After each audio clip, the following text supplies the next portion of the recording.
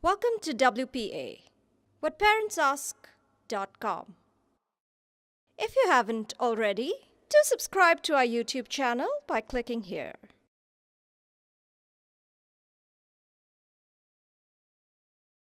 Hi, I'm Dr Debmita Dutta. I'm a parenting consultant and the founder of the website whatparentsask.com. And today I'm going to be talking about how to teach children at home. So when we have school-going children, we want to help them at home. We want to teach them a lot so that they understand better, they're able to perform better in their exams and get better marks, etc. But very often what happens is that when we start teaching our children, we realize that they're not interested in learning, they forget what we've taught them, they cannot write what we've taught them in the exam, and so their marks don't, we don't get the kind of marks that we want from them. And that, it's very disappointing and frustrating for us. So today I'm going to give you 5 tips to help you teach your child better at home. So tip number 1 is create the intention to learn. When a child wants to learn, you cannot prevent him or her from learning what he wants to learn. So a teenager will learn the bike by himself without you teaching because he wants to learn that. On the other hand, if you want to teach the child something that the child doesn't want to learn, then you can never succeed in teaching. So if you can get your child to want to learn things, half your job is done. So you would want to learn something if you can apply it immediately in your own life. So if a small child is learning multiplication, you can motivate her or him by saying, if you know multiplication, you can go shopping on your own, take the money, pay and come back. You can motivate a teenager on the other hand to learn compound interest if you tell him that knowing compound interest is going to help you become rich. So you must tell the child the why behind learning, otherwise learning is abstract and the child doesn't want to learn it. The second tip is that you must ensure attention and concentration. So the first step towards ensuring attention and concentration is the child must have enough sleep and the child must eat the right, correct food.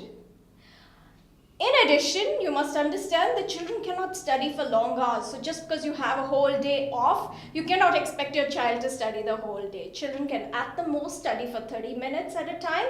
So teach your child for 30 minutes and then let it go. The third thing you should keep in mind is that you need to help your child to associate things.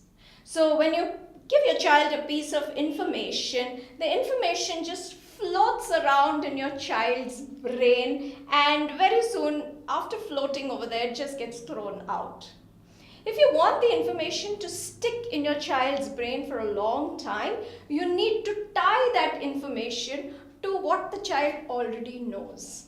So for example, if you're teaching a child about coniferous trees, which are trees which grow in cold places, if you can immediately say, look, coniferous trees look like Christmas trees. And that's it. The child has a memory of the Christmas tree. The child can immediately link the coniferous tree to the Christmas tree. And the child has learned all about coniferous trees and will also remember it.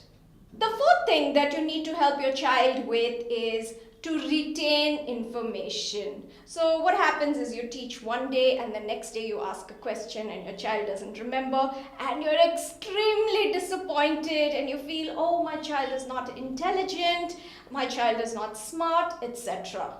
So it's important to understand that there is no way to learn something without repeating it enough times. So you have to go on repeating and repeating and repeating. And when something has been repeated several times to the child, it is impossible for the child to forget it. The fifth thing you need to keep in mind is that you will have to help your child to recall the information that has gone into his or her brain. So when you teach the child, you're putting the information into his or her brain. But finding the information when it is asked for and taking it out of the brain is a separate thing altogether. And you can help your child to do this, perfect this art of finding information and taking it out of the brain when required by solving old question papers with your child.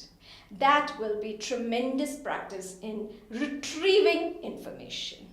When a child is able to study effectively, reproduce what he or she has studied in the exam and get good marks, it builds his or her confidence like nothing else can. So do help your child to achieve, to understand, to remember, and to reproduce in the exam. If you need help, do reach out. I'm always there. Thank you so much. Thank you for watching. To subscribe to our YouTube channel, stay with us.